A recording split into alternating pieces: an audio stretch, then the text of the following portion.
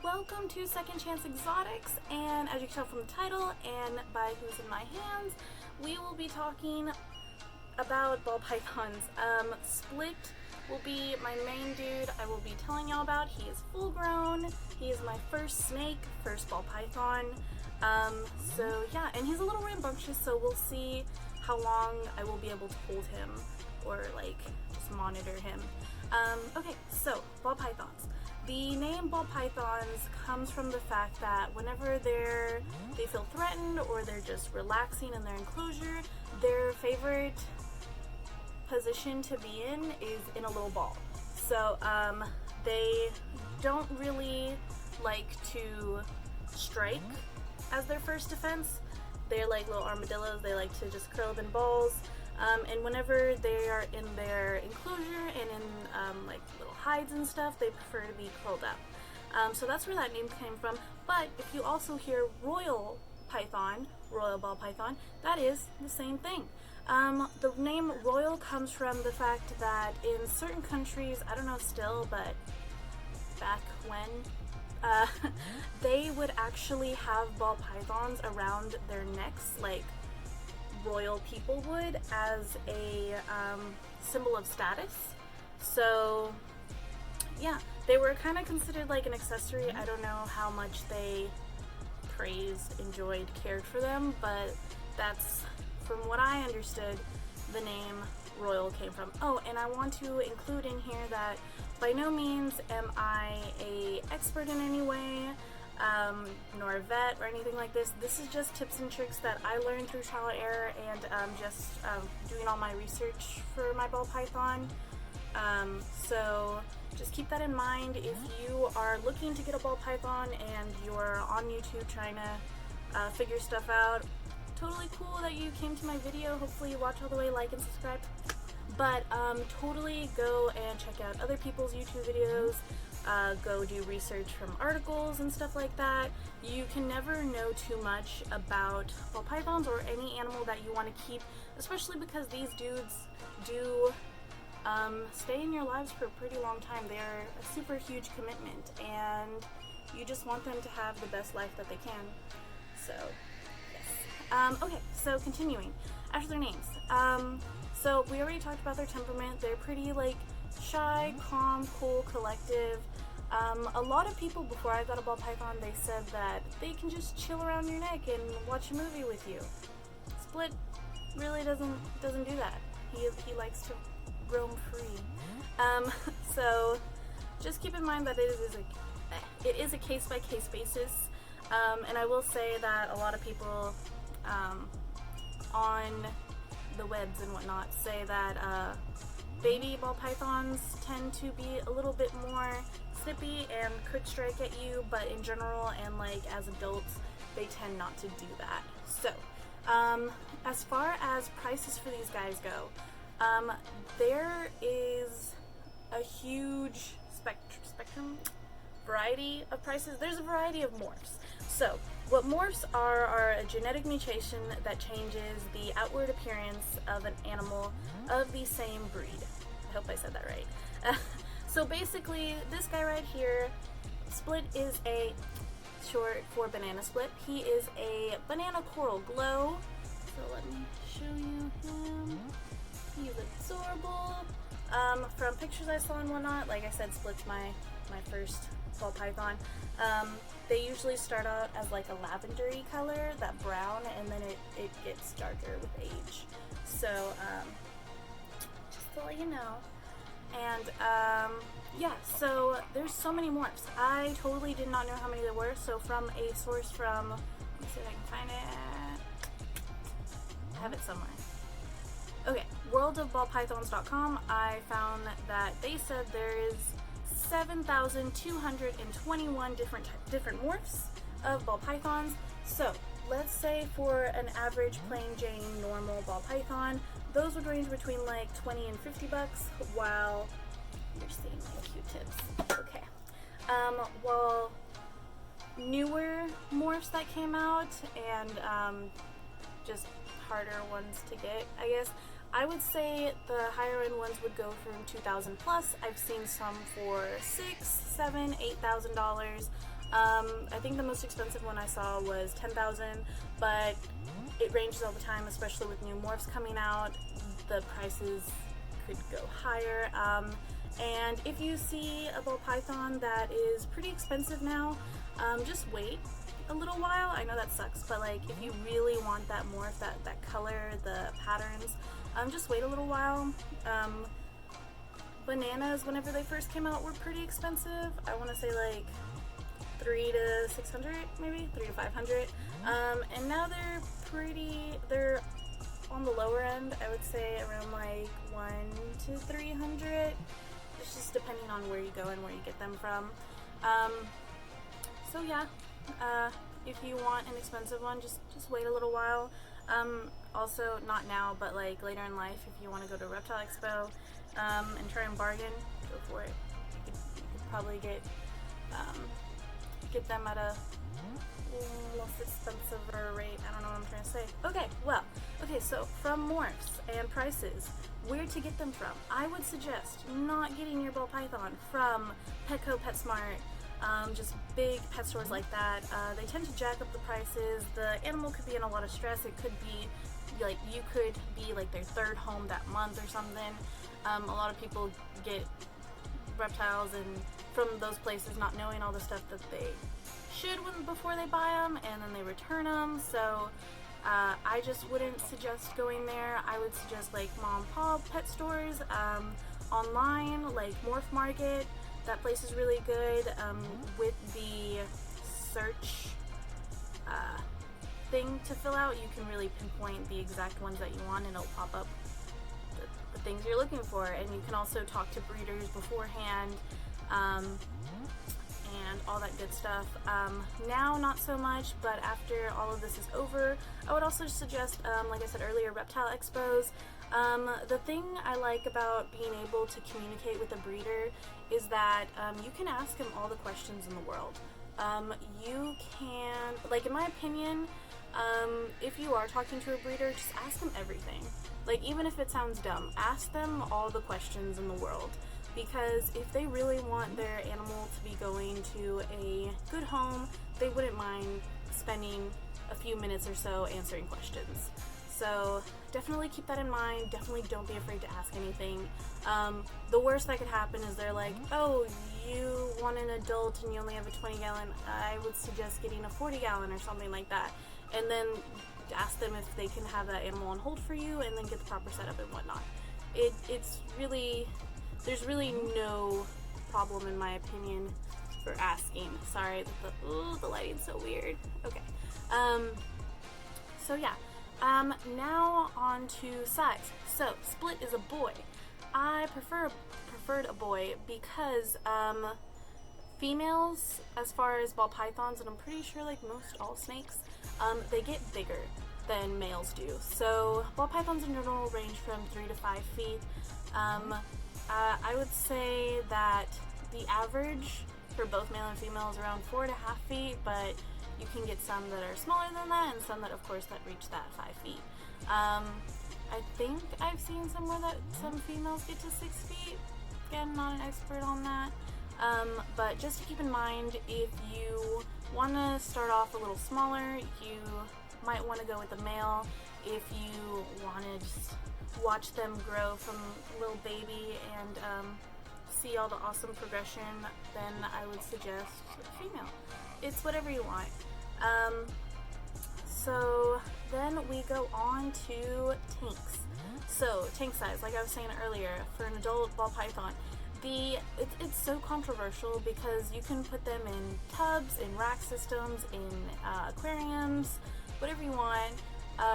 So what I found on the interwebs is the general width is the L, so the length and width of your enclosure should be approximately the size of or larger than your snake itself. So Split's enclosure is 46 by 26 by 18 and a half.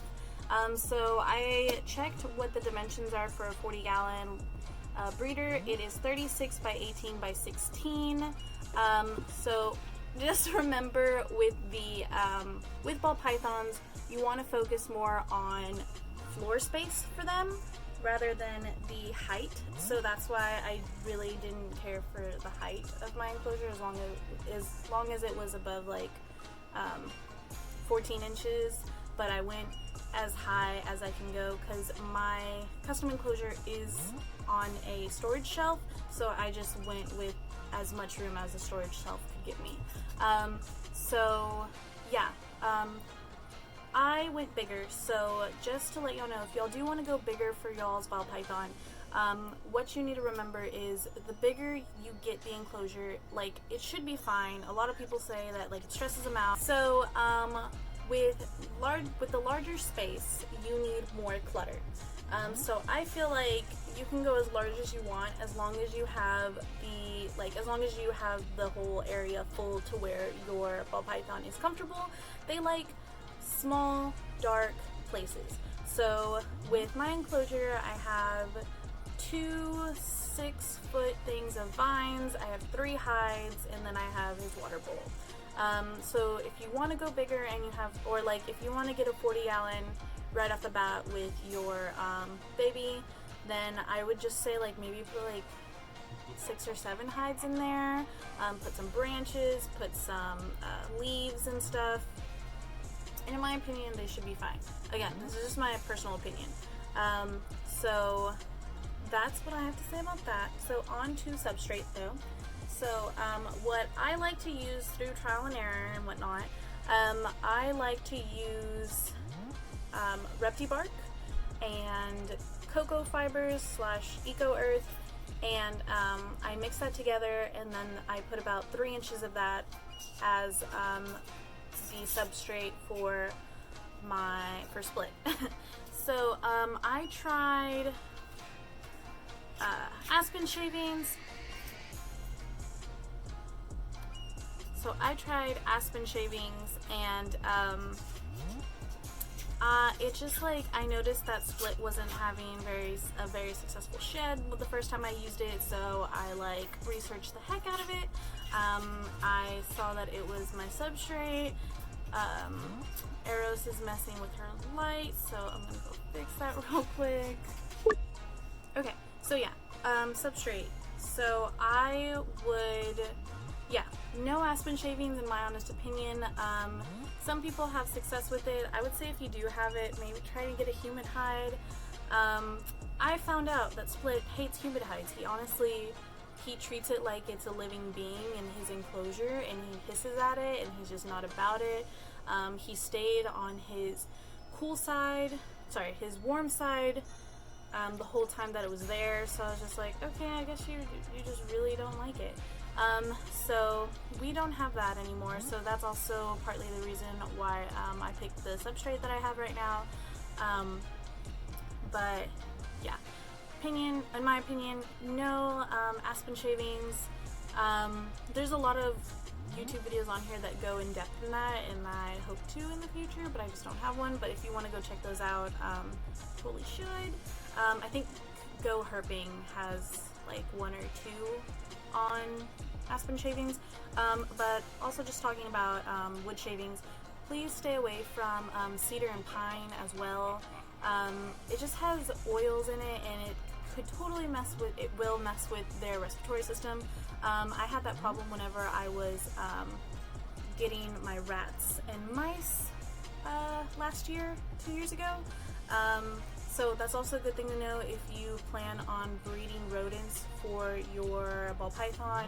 Just try and stick away from those substrates. Like, they are going to be feeders, but in my opinion they should have the best life they should. And like for your feeder to have a respiratory issue, like, I just feel like you should be trying to get the healthiest feeders possible for your ball python, and we will talk about that when we talk about their food in just a little bit. So substrate. So yeah, just steer clear of that. And so we have our substrate, you got hides. Next is your heat source.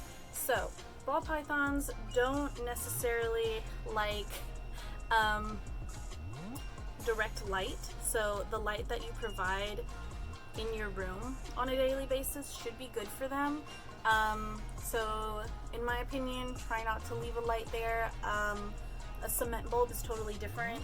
If you have a high, like a tall enclosure, a cement bulb in certain situations, days, time of the years, I totally get that.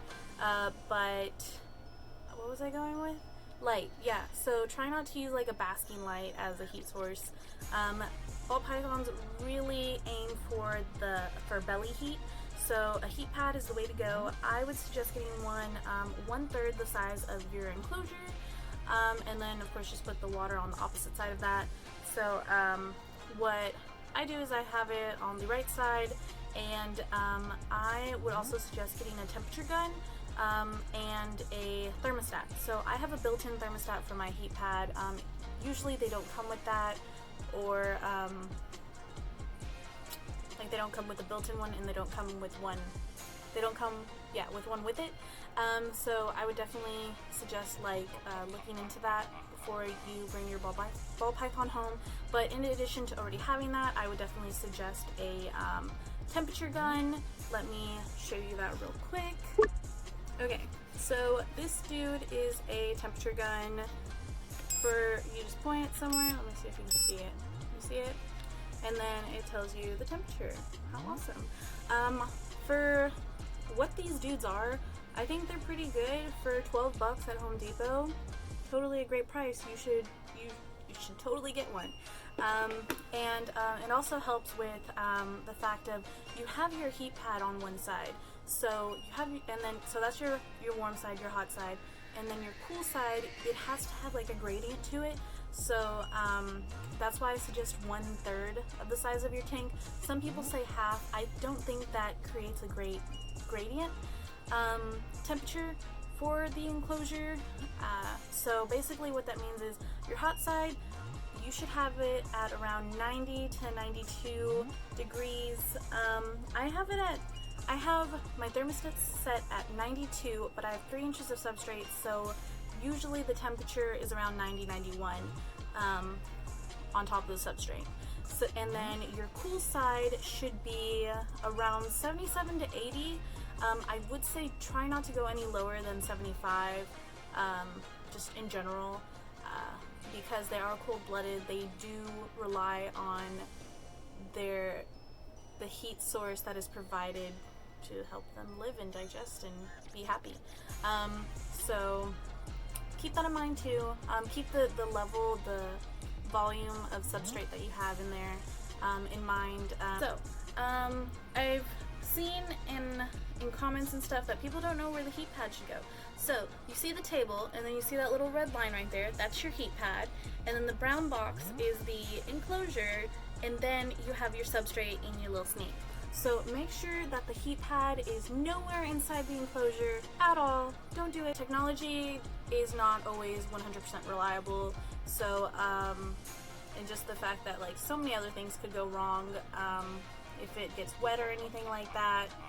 So just make sure that it's on the surface, on your rack, on your table, on the stand, and then your enclosure, substrate, and then your snake. So just wanted to point that out there. Okay, so now on to food. So food. If you cannot deal with feeding rodents to your snake, don't get the snake, because there's no other options. Yeah, basically. But I will say that ball pythons, I did read and search around, and they are like the pickiest of the picky of snakes. Just because they are so shy and docile and stuff, anything can spook them. They can just be like picky and a diva in their own way too. So when I got Split, I was told that he only ate live, that he never ate frozen thawed, would never get near it, and I was like, oh, okay. The breeder's reason for that is they're snakes. In the wild, that's what they normally do. They eat live. But I personally don't prefer that, mainly because rats are super smart. Rats are strong. Their jaws are super powerful. If anything happens, like if you leave them unattended, or even like a split second, like you go and get something, or like, I don't know, if you want to get your phone and take a picture, I don't know, and then you come back, anything could happen. That rodent knows that it's prey to this huge dude, and they will try and live. So they could easily hurt and kill your snake. So that's why I personally just don't want to ever go to live. Of course, Split, he had a 7-month hunger strike, did not eat once since I had gotten him, so I was a little freaked out, I was stressed. That's the only negative part about ball pythons, in my opinion. I love their size, I love their temperament, I love everything about them. But yeah, just the hunger strikes that they do have occasionally. So we tried all different sizes, we tried different colors, we tried even live occasionally. Definitely thank my boyfriend for being here. I left the room and I was like, just monitor them, make sure it's okay. We tried mice, we tried rats. We tried everything that we could from our local pet store, and definitely would not suggest getting rodents from your Petco or PetSmart.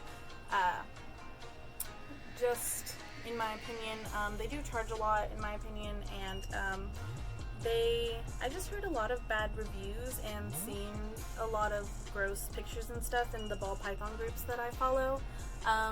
So just keep that in mind. So what ended up getting him to eat was actually African soft furs. They are a different type of rodent. They get about the size of a medium rat, and Split absolutely loves them. He like went at it. It scared me because like he's so big. I've never seen him eat. I've never seen a live snake eat before, and yeah, he went right at it. And so I thought out a medium rat that is white. He does not like dark rodents. I learned that. So he occasionally will eat a medium rat, but most of the time, if he's like picky about it, I just have to show him an African soft fur, and he is all about it. And he did switch over to frozen thawed. I just want to put that out there. Some people say like it's not possible for their snake, like it's just they just won't do it, and you know, it is your pet, like it's their preference. So if it comes to that, if you have to, I understand that. I was totally contemplating it myself, but we did find a solution in the end. So just saying that, and also if you are having problems with your snake, try an African soft fur. I heard about them first when I went to this pet store in Austin. This couple came in with their baby ball python, and he just wasn't eating anything. Kind of same story with Split, and the guy suggested African soft fur, and we're like, what is that? So I actually found someone in this whole like pandemic. I wasn't able to go to any reptile expos because I like to order, or I like to purchase my rodents in bulk, and plus they're frozen, so really doesn't make a difference. But the main difference that buying in bulk it does for me is I can buy 25 for a third of the price of getting them individually at Petco or PetSmart. Because a medium rat there is around like $10. I would get like 25 for like $35. So ever since this pandemic, I kind of freaked out because I ran low and then I ran out. But I do have a herpetology page in my herpetology Facebook page that's local to my area. And I got to talking to someone on there, and she's really awesome. She matched prices as well as she could with online places, and now I get all of my rodents from her. So this pandemic brought that out. Now I get to buy locally from a student that's here. So yeah, just want to put that out there, that like you can find other places, like you can order online. Yes, the shipping may be a bit of a problem, but if you do order in bulk, just do some math and see if it's worth it for you. I definitely think it's worth it. From reviews and pictures I've seen, and just other stuff, I just wouldn't prefer going to Petco or PetSmart to get feeders. And just for a financial standpoint, I would say buying in bulk is definitely better. If you do live at home or something, and or your significant other or roommates or something don't want a bunch of rodents in their freezer, then I totally get that. So yeah, it kind of sucks. You may want to get like a personal freezer if you want, especially like if you have more than one snake. I definitely think that should be something that you think about, because in the long run, because these dudes do they do live for a really long time, so in the long run I think it would be worth it. But again, I do understand if you live at home, or a roommate or partner that just isn't about seeing rodents in the freezer, that you can't do it. So I kind of just like told my parents that it was in the freezer, and I was like, yeah, it's cool, it's in a bag and everything, it's fine. So you can try that method. But yeah, that is everything on ball pythons. Again, this is Split. He's my big baby boy. Ball pythons are awesome. He was my first snake, so I definitely would suggest as a beginner snake for sure. The only real thing is just being picky with food, and yeah. I hope what I said, like the things I said, was helpful to some of y'all, especially like people who are still thinking about getting ball pythons. And if you have a ball python and you're just out here just watching YouTube videos like I do all the time, well, I hope you enjoy this. I hope you learned something, or I hope you just at least like to see Split roam around in the background. Yeah. Okay, well, again, hope y'all enjoyed. If y'all have any comments, any suggestions or anything, let me know in the description in the comments. If you like Split and you want to see more of him, you should totally check out my Instagram. Will also be that will be in the description below. If you want to see more reptile pics, if you want to see more snake videos or anything like that, let me know. And please subscribe if you made it all the way over here and you liked it. I will insert a clip and talk a little bit about Split's enclosure, but besides that, yeah. Okay, so this is Split's enclosure. It is a 46 by 26 by 18 and a half. I didn't know if I mentioned this before, but Split is 49 inches, so just right above 4 feet. So over there in his little like rodent igloo, he loves that thing. I want to get him a blue one, just so it's like more masculine, but he's like, no, I love the pink. So over there is where his heat mat is. It continues to about halfway in that log that he currently is in, and then that is his cool side right there. His water dish is right here. I think it's the extra large corner water dish from Chewy.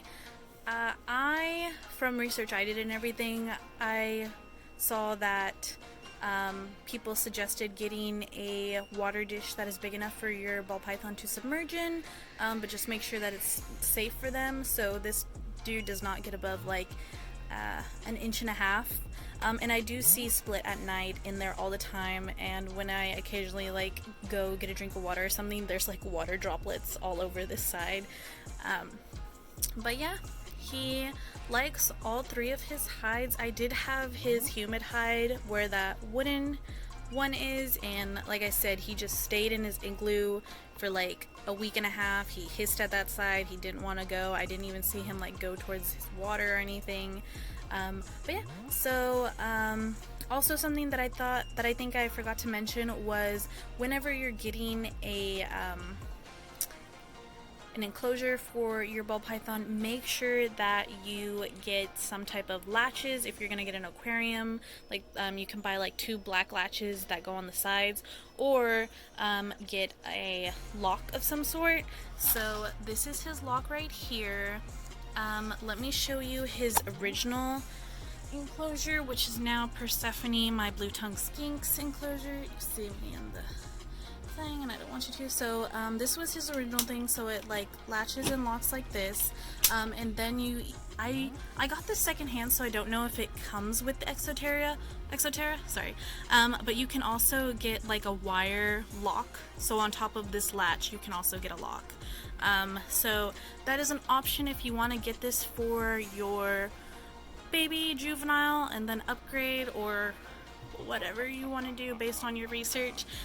Also, when I did have split in here, I put wallpaper on the 2 sides, and then of course back here is the wall, so I just took it out. And look, you want to see? That is Persephone. Okay, I'm sorry. Well, yeah, so we went from this to this dude, and yeah, I think, see, look, he's going in his pretty pink hide. But yeah, that is everything. I hope y'all, again, like, just enjoyed the video, and I hope this was helpful in ways. Well, y'all have a great day, and I can't wait to see you again. Okay, bye.